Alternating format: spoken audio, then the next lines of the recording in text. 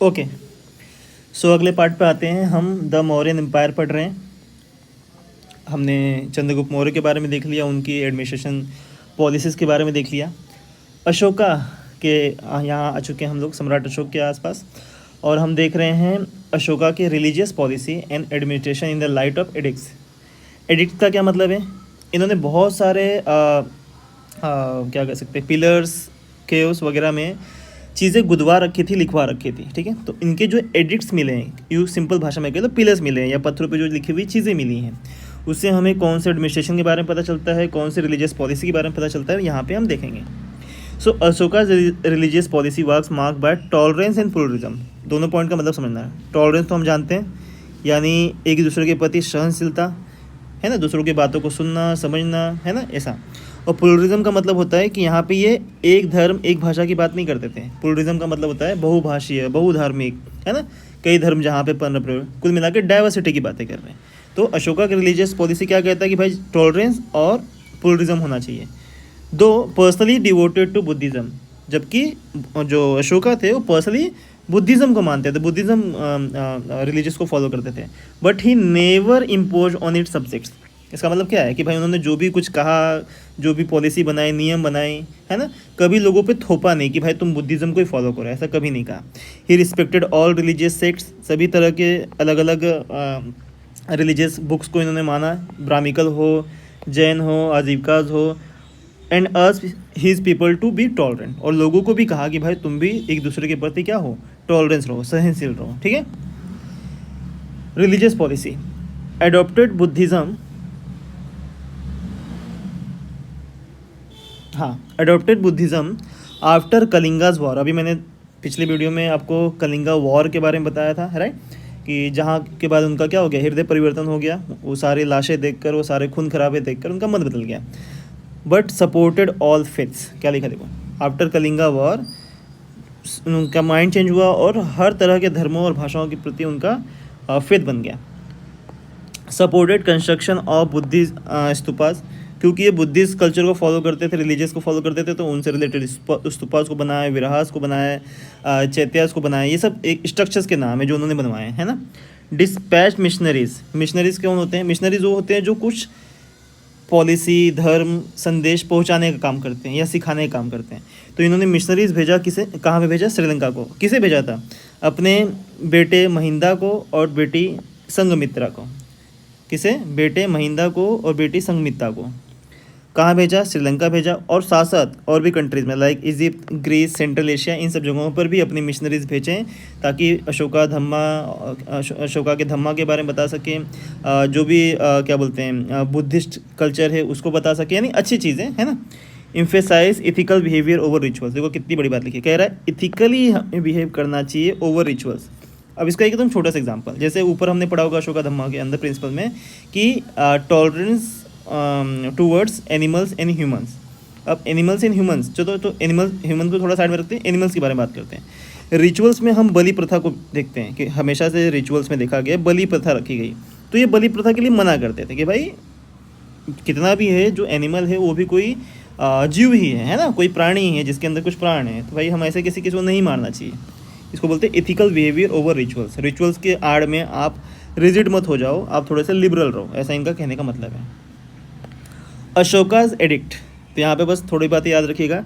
Ashoka's addict inscription, देखो addicts क्या थे? इंस्क्रिप्शंस थे, किस पे? पिलर्स पे, रॉक्स पे, केव्स पे, जो कौन से लैंग्वेज में थे? Brahmi, Kharoshthi, Aramaic and Greek. इन भाषाओं में लिखी गई उनकी बातें थी, है ना। क्या बातें थी हम देखेंगे। They are located across India, पूरे इंडिया में मिला, नेपाल में, पाकिस्तान में, अफगानिस्तान में। ऑब्वियसली सारा इलाका किसके अंडर में था? सम्राट अशोक के अंडर में था, है ना। तो उन्होंने यहाँ पर वो पिलर्स पहुँचवाए। 14 मेजर रॉक्स एडिक्ट्स में हमें मिले हैं, जो देखो जो एडिक्ट्स मिले उनकी बात हो रही है। 14 मेजर रॉक एडिक्ट्स मिले, जिसके अंदर क्या लिखा हुआ है? जिसमें वॉर की पॉलिसीज़ लिखी हुई है, एडमिनिस्ट्रेशन लिखा हुआ है, धम्मा, अशोका का धम्मा लिखा हुआ है, और सोशल रिफॉर्म्स के बारे में लिखा हुआ है, ठीक है। उसके बाद है 7 पिलर एडिक्ट्स। पिलर एडिक्ट्स में क्या मिला हुआ है? ये रॉक एडिक्ट्स ला, और यहाँ पे 7 पिलर एडिक्ट्स मिला। क्या? Focus on the Kings moral ideas. Kings moral ideas, भाई जो सम्राट है, जो राजा है, वो क्या सोचता है?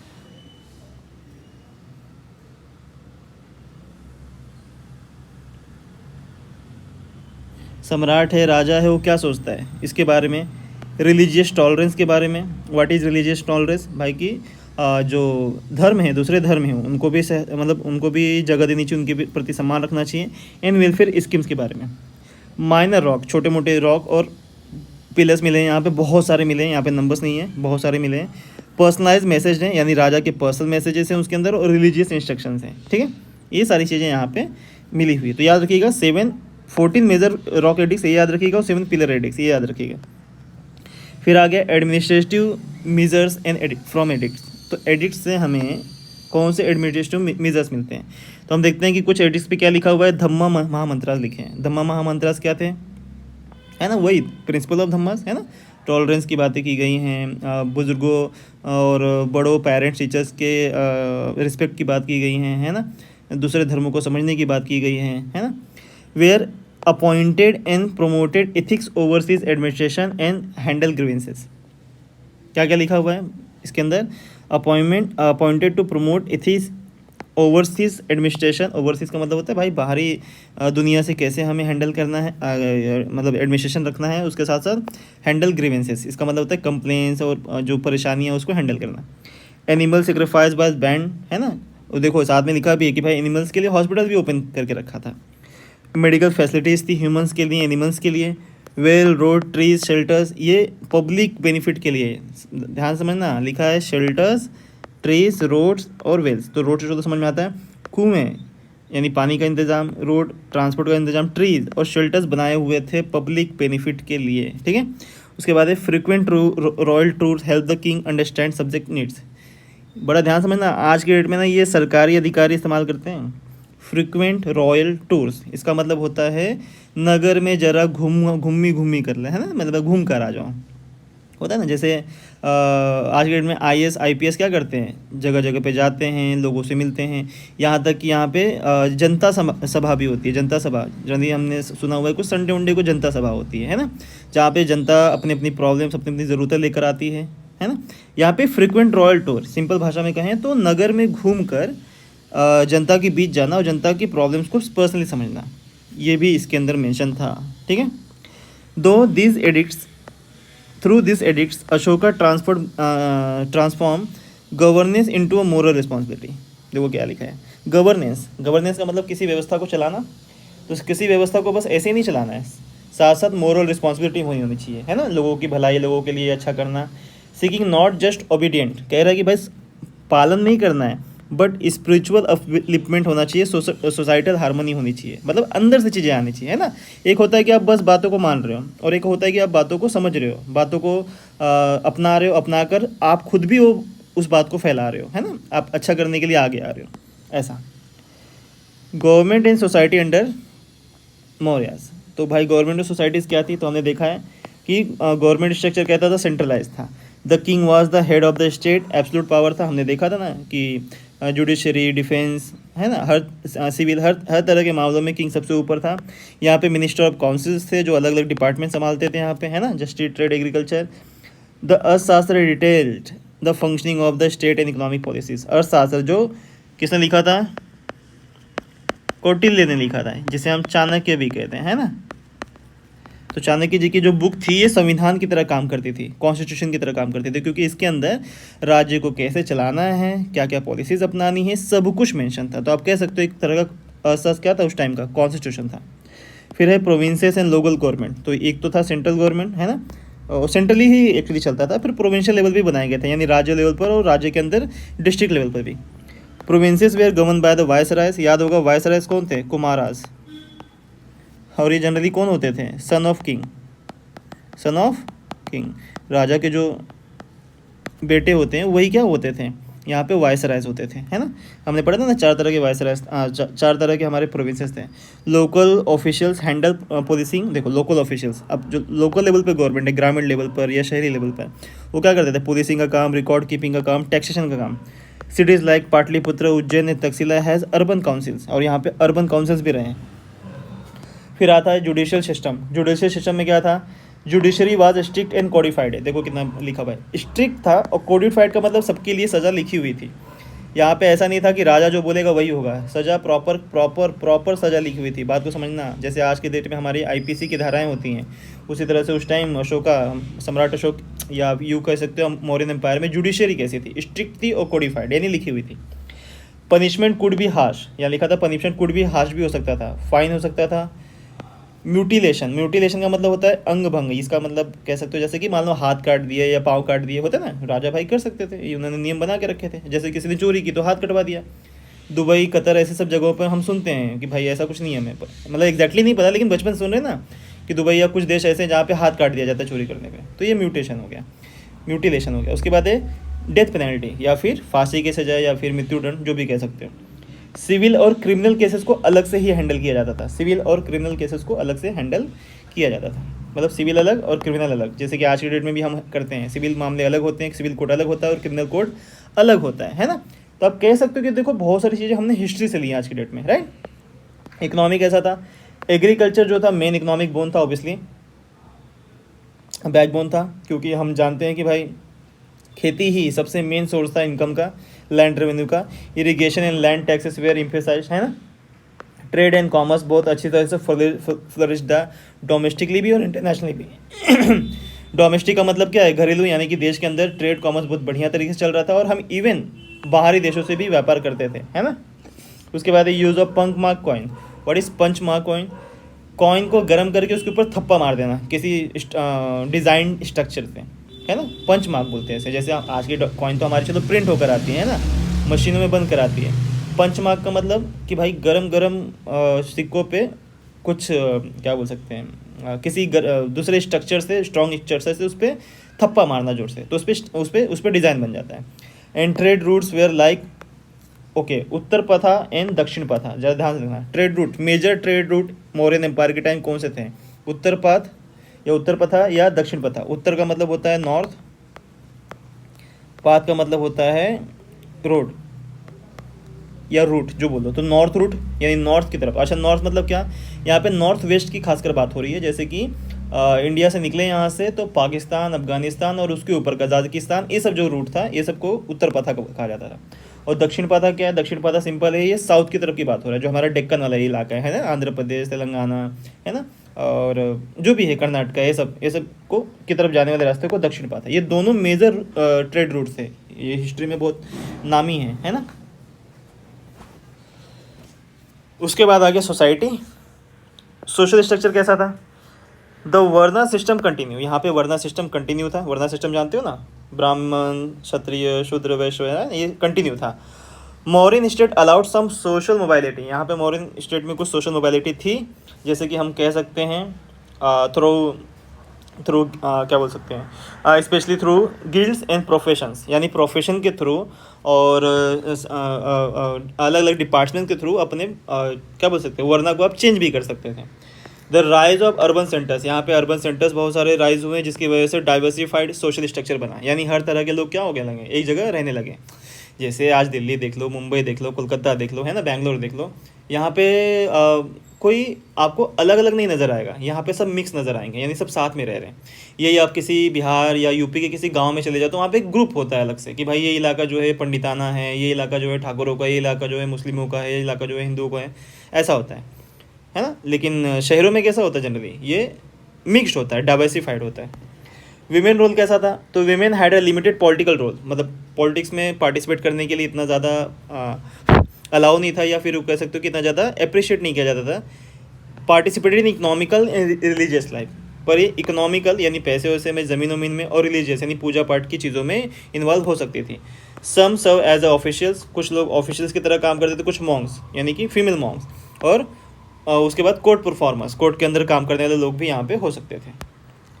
उसके बाद है रिलीजियस एंड कल्चर, क्या था, रिलीजियस प्लूरिज्म अंडरलाइन द सोसाइटी, ये तो हमने पढ़ा है कि भाई अशोका के टाइम रिलीजियस प्लूरिज्म, प्लूरिज्म का मतलब बताया था मैंने कि हर तरह के धर्म, जाति, भाषा के लोग जहाँ रहते होंगे उसको प्लूरिज्म कहा जाता है, और अशोका इस बात को सपोर्ट करते थे, right.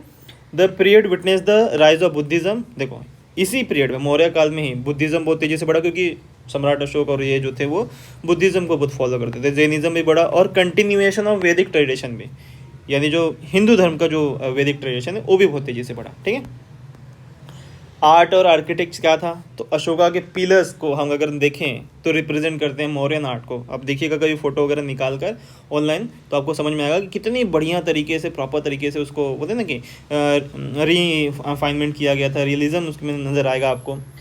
Stupas, rock cut caves and urban planning were significant achievement. देखो क्या लिखा है, स्तूपास जो बनाए गए, जितने भी रॉक कट केव्स बनाए गए, बहुत सारी गुफाएं बनाई गई जिसमें इन्फॉर्मेशन लिखी गई, और जो अर्बन प्लानिंग होती थी जिसमें हम पढ़ते हैं सेंट्रलाइज सिस्टम होता है, प्रॉपर हर जगह ऑफिशियल्स रखे गए थे, है ना। तो ये एक अचीवमेंट ही है। Mauryan sculpture, what is sculpture? मूर्ति कला। मूर्ति कला को अगर आप देखते हो तो आपको लगता है कि वाह, मतलब बोलते हैं ना कि एकदम रियलिटी है ना। आप कोई मूर्ति बनाओ ऐसा लगा कि रियल में वैसा, है ना। और रीफाइनमेंट का मतलब होता है कि फिनिशिंग, ज़बरदस्त की फिनिशिंग वहाँ पे होती थी उनकी मूर्ति कला में या स्कल्पचर में, या जो भी वो बनाते थे ना, मूर्ति नहीं, जो भी कोई भी स्ट्रक्चर बनाया, मूर्ति बनाई, तो उसको स्कल्पचर कहा जाता है। अब लास्ट आ गया fall of the Mauryan empire. Mauryan empire कैसे डिक्लाइन हुआ? The fall of Mauryan empire around 185 BC, है ना। हमने देखा था 322 BC को स्टार्ट हुआ, तो 185 लिखा हुआ है, लगभग 150 साल के आसपास। सडन एंड ड्रामिक होता है कैसे? देखो, आफ्टर अशोकास डेथ, अशोका के डेथ के 50 साल बाद ही ये पूरी तरह से समाप्त हो जाता है। तो कितनी बड़ी मतलब अजीब बात है ना, जबकि सम्राट अशोक के टाइम ये पूरा साम्राज्य एकदम फैला हुआ था, सबसे लंबा साम्राज्य जो रहा है वो अशोका के टाइम रहा है ना। और उसके बावजूद भी उसके आने वाली 50 साल में ही साम्राज्य खत्म हो गया। ऐसा क्यों? क्योंकि आने वाले जो सक्सेसर थे, आने वाले जो रूलर थे, वो इतने ज़्यादा बढ़िया नहीं थे। It mark the end of centralise imperial rule for a time in India, है ना। और इसकी वजह से क्या हुआ, जो सेंट्रलाइज सिस्टम पहली बार बना था मौर्यन एम्पायर में, वो टूट गया, वो खत्म हो गया। उसके बाद उतना बड़ा साम्राज्य कभी बन ही नहीं पाया, तो उतना बड़ा सेंट्रलाइज इंपेरिकल रूल भी नहीं हो पाया। कॉजेज ऑफ डिक्लाइन देखो लिखा है, सबसे पहला वीक सक्सेसर। वेरी सक्सेसर का मतलब आने वाली जो पीढ़ी थी वो बहुत वीक थी, कामचोर थी, या फिर मतलब जो भी कह लो, है ना, इतना उनमें दम नहीं था। Ashoka successor lack charisma and administration capacity, है ना। उनमें पावर नहीं था, उनमें एडमिनिस्ट्रेशन चलाने का हुनर नहीं था, तो कम थी। उसके बाद the empire become fragmented as local governors asserted autonomy. ध्यान से देखिए क्या लिखा है, फ्रेगमेंटेड का मतलब होता है अलग अलग हो जाना। तो जो पूरा एम्पायर था वो टूट गया, वो क्या हो गया, अलग अलग हो गया। और क्यों हो गया? क्योंकि जो लोकल गवर्नर्स थे, याद रखिएगा, जो लोकल गवर्नर्स थे, डिस्ट्रिक्ट लेवल के जो लोग थे या जो स्टेट लेवल के लोग थे, उन्होंने क्या किया, अपने आप को ऑटोनॉमी घोषित कर दिया। ऑटोनॉमी मतलब हमारे ऊपर कोई नहीं है, अब हम खुद फैसला ले लेंगे, हम खुद अपने एरिया को चलाएंगे, जो भी है ना। ऑटोनॉमी का मतलब होता है जो किसी के ऊपर डिपेंड ना हो। वो उन्होंने अपने आप को दावा कर लिया कि भाई हम अब राजा के साथ नहीं हैं, हम अलग से हैं, हमारा ये अलग सा राज्य है, या हमारा अलग सा ये जो होगा अलग सा होगा, ठीक है। उसके बाद है over centralisation. Over centralisation, the vast administration system became unsustainable without strong leadership. Obviously भाई इतना ज़्यादा सेंट्रलाइज था कि अगर स्ट्रॉन्ग राजा ना हो, देखो सेंट्रलाइज का मतलब क्या होता है कि सेंटर में जो ऊपर है, हमने पढ़ा था कि सारा का सारा पावर किसे था, किंग को था, है ना। जो इम्पेरर होता था उसको होता था। अब जब इम्पेरर ही अल्लू गल्लू है ना, उल्लू टाइप का है, या उसको मतलब ना कि नई काबिलियत है उसके अंदर, तो जब वो उसके अंदर ही काबिलियत नहीं होगी तो पूरा सिस्टम बढ़िया से चल पाएगा क्या? नहीं चल पाएगा। यही अगर पावर्स बटे होते हैं, है ना, जैसे कि आज के डेट में सीएम होता है, पीएम के बाद सीएम, सीएम के बाद और नीचे चीज़ें होती हैं, ऐसा उस टाइम होता तो चीज़ें नहीं ख़राब होती। तो ओवर सेंट्रलाइजेशन था, इसकी वजह से जैसे ही राजा काबिल नहीं निकले तो पूरा ही सिस्टम ख़राब हो गया, लीडरशिप ही चली गई, स्ट्रॉन्ग लीडरशिप हट गई। उसके बाद आ गया इकोनॉमिक डिक्लाइन। देखो ये सब ना रीजन्स हैं कि भाई कैसे क्यों ये हो गया। तो इकोनॉमिक डिक्लाइन कैसे हुआ? हमने देखा अशोका जो है बहुत सारी वेलफेयर पॉलिसी चलाते थे, है ना, बहुत सारे पिलर बनवाए, इथिकल भाषाएं, इथिकल होना बताया। तो इसमें ना पैसे खर्च होते थे, ड्रेन ऑफ ट्रेजरी हो गया। Decline in military expenditures weekend broader defences. देखो क्या लिखा है, डिक्लाइन इन मिलिट्री एक्सपेंडिचर्स, हम पढ़ेंगे आगे चल के। जैसे देखो यहाँ पे लिखा है लॉस ऑफ मिलिट्री एग्रेशन, इसका मीनिंग क्या है? चलो इसको पहले देख लेते फिर ऊपर देखेंगे। अशोकाज रिनंशिएशन, अच्छा, Ashoka's renunciation of war was a noble gesture but eroded military readiness. इसका क्या मीनिंग निकला, ध्यान से देखिएगा भाई। अशोका ने रिनंशिएशन पॉलिसी अपनाई। What is renunciation? त्याग की पॉलिसी, कि भाई हम लड़ाई नहीं करेंगे। अब जब लड़ाई नहीं करोगे तो भाई जो मिलिट्री है उसका क्या ही काम है, जो मिलिट्री है उसका क्या ही काम है, वो तो भाई उसका तो उत्साह ही खत्म हो जाएगा, उसका तो एग्रेशन ही खत्म हो जाएगा ना, है ना। तो उसी पॉइंट को ध्यान में रखते हुए यहाँ पे लिखा हुआ है कि भाई decline in military expenditure, decline in military expenditure, military के एक्सपेंडिचर जब गिरे तो उसने बॉर्डर डिफेंसेस को क्या कर दिया, कमज़ोर कर दिया, सिंपल सी बात है। और क्योंकि बॉर्डर डिफेंसेस को कमज़ोर कर दिया तो देखो यहाँ पे क्या लिखा है, लॉस्ट नॉर्थ वेस्टर्न फ्रंटियर, यानी पाकिस्तान और अफगानिस्तान के साइड से लोगों ने या दूसरे साम्राज्य ने या दूसरे तरह के ग्रुप ने क्या करना स्टार्ट कर दिया, इनमें कब्जा करना स्टार्ट कर दिया या हमारे यहाँ धरती पे आना स्टार्ट कर दिया, जिसमें ग्रेको बैक्टीरियंस लिखा हुआ है और इंडो ग्रीक लिखा हुआ है, तो इन्होंने आना स्टार्ट कर दिया। रिलीजियस फैक्टर क्या रहे, एक्सेसिव प्रमोशन ऑफ बुद्धिज़्म। देखो ये बात तो बिल्कुल माननी पड़ेगी कि जो खासकर सम्राट अशोक के टाइम या और भी टाइम बुद्धिज़्म कल्चर को बहुत माना गया। अब जब तुम एक धर्म को बहुत ज़्यादा मानोगे, भले ही टॉलरेंस थे, मन से तो टॉलरेट थे नो डाउट, लेकिन कहीं ना कहीं प्रमोशन तो बुद्धिज़्म का ही कर रहे थे, स्तूपास वगैरह बनवा रहे थे, विराज वगैरह बनवा रहे थे। तो इसने क्या किया, इसने एलिनेटेड कर दिया किसे, ब्राह्मिकल क्लास को। जैसे आज के डेट में भी होता है ना कि अगर आप क्या बोलते हैं, ऊंची जात को आप सपोर्ट कर रहे हो तो जो छोटी जात के लोग हैं या जो लोअर कास्ट के लोग हैं वो लोग क्या करेंगे, वो अलग हो जाएंगे। या उल्टा पकड़ लो कि लोअर कास्ट को आप सपोर्ट कर रहे हो तो बड़े कास्ट के नाराज़ हो जाएंगे, आप मुस्लिमों को सपोर्ट कर रहे हो तो हिंदू नाराज़ हो जाएंगे, हिंदू को सपोर्ट करो तो मुस्लिम नाराज़ हो जाएंगे, है ना। तो ऐसा इस टाइम भी हुआ कि इन्होंने जब बुद्धिज़्म को ज़्यादा फॉलो करना स्टार्ट किया तो जो ब्राह्मिकल क्लास था वो क्या हो गया, वो अलग थलग हो गया भाई, वो नहीं रहने, वो साथ नहीं रहेगा, ऐसा था। Internal tension grew between Buddhism and orthodox elements. Internal tension grew, what is internal tension, obviously लोगों का आपस में, जो ब्राह्मिकल क्लास थी, जो बुद्धिज़्म क्लास थी, इनमें लड़ाइयाँ होना स्टार्ट हो गई या फिर बहसा बहसी स्टार्ट हो गई, है ना। एडमिनिस्ट्रेटिव डिके, ये क्या है, corruption and inefficiency crept into the bureaucracy. और ये बहुत बुरी चीज़ होती है, जैसे ही ब्यूरोक्रेसी में करप्शन आ गया या कुछ गलत चीज़ें आ गई तो ऑब्वियसली वहाँ पे काम बढ़िया से नहीं होगा। जब काम बढ़िया से नहीं होगा तो मोरल और डिसिप्लिन रहेगा क्या रूलिंग क्लास के अंदर, बिल्कुल नहीं होगा भाई। जब कोई करप्शन कर रहा है, गलत काम कर रहा है, तो गलत काम करने में मोरल और डिसिप्लिन कहाँ से आएगा, बिल्कुल नहीं आएगा, है ना। तो चीज़ें खराब होंगी। उसके बाद लिखा है assassination of the last Mauryan. देखिए यहाँ पे तो एक गधा नहीं कहना चाहिए, लाइक जो लास्ट रूलर थे जिसका नाम था बृहदत्ता, बृहदरथा, ठीक है, थोड़ा प्रोनाउंसिएशन अलग है, बृहदरथा। इनको क्या किया, पुष्यमित्र शुंगा, जो इनका ही क्या था, जनरल था, मिलिट्री जनरल था, इसी ने क्या कर दिया, इनको असैसिनेट कर दिया, असैसिनेट मतलब मार दिया, और अपना क्या शुंगा डायनेस्टी का यहाँ पे शुरुआत कर दिया। यस, तो आप कह सकते हो कि भाई मौर्य एम्पायर के पहले नंदा डायनेस्टी थी, है ना, जिसमें धनानंद लास्ट रूलर था, उसको मारकर चंद्रगुप्त मौर्य ने जो है वो मौर्य एम्पायर की स्थापना रखी। और मौर्य एम्पायर को ख़त्म किसने किया या उसकी जगह पर रिप्लेस किसने किया, शुंगा डायनेस्टी ने, जो कि पुष्यमित्र शुंगा था, जो कि जनरल था किसका, मौर्य एम्पायर के अंदर बृहदरथ के यहाँ पे जनरल था। और उसने क्या किया, बृहदरथ को मारकर यहाँ पे अपनी नई डायनेस्टी, शुंगा डायनेस्टी की स्थापना कर दी। तो कंक्लूजन में आया तो हम देख सकते हैं कि भाई the Mauryan empire was a pioneer force in Indian history, obviously, है ना, बहुत बढ़िया और एकदम फलने फूलने वाला एक तरह से एम्पायर रहा है, offering a enduring legacy of political unification. Yes, देखो लेगेसी का मतलब कि दुनिया आज तक याद रखी है कि भाई इतना बड़ा पॉलिटिकल यूनिफिकेशन किया गया था, इतने बड़े जगह को एक साथ पॉलिटिकली हैंडल किया जा रहा था। एडमिनिस्ट्रेशन प्रिसीजन था, यानी एडमिनिस्ट्रेशन बहुत बढ़िया था, एथिकल गवर्नेंस था, खासकर अशोका के टाइम पे हम देखते हैं। उसके बाद है Chandragupta led the foundation institutional foundation. Yes, तो देखो चंद्रगुप्त मौर्य ने ही मौर्य एम्पायर के क्या की स्थापना की, उन्होंने ही शुरू में सारे एडमिनिस्ट्रेशन बनाए, लॉ की नीतियाँ बनाई, उन्होंने सारे ऑफिशियल्स बनाए, है ना, राज्य बनाए, प्रोविंसेस बनाए, प्रोविंसेस में कौन कौन कैसे, मतलब सारा स्ट्रक्चर बनाया, तो इसको बोलते हैं इंस्टीट्यूशनल फाउंडेशन। और अशोका ने क्या किया, उसे मोरली और स्पिरिचुअली लेवल पर ले गए, है ना। Although it is decline with in a few generation, कह रहे कि भाई कुछ ही जनरेशन में ये डिक्लाइन हो गया, है कि नहीं। Its impact shape the continent's political, religious and cultural landscape for centuries. और लेकिन इसका इम्पैक्ट जो है वो बहुत लंबे समय तक रहा, है ना, क्योंकि इतनी बड़ी जगह थी, इतना बड़ा सिस्टम बना के जो रखा था, उस सिस्टम को आगे आने वाले लोगों ने भी फॉलो किया। यानी शुंगा डायनेस्टी पढ़ेंगे तो उसमें भी हम देखेंगे कि जो अशोका या मौर्यन एम्पायर के टाइम के जो चलाई गई चीज़ें हैं उसी को कंटिन्यू किया है, उसी बेस पे ही उसे आगे चलाया गया।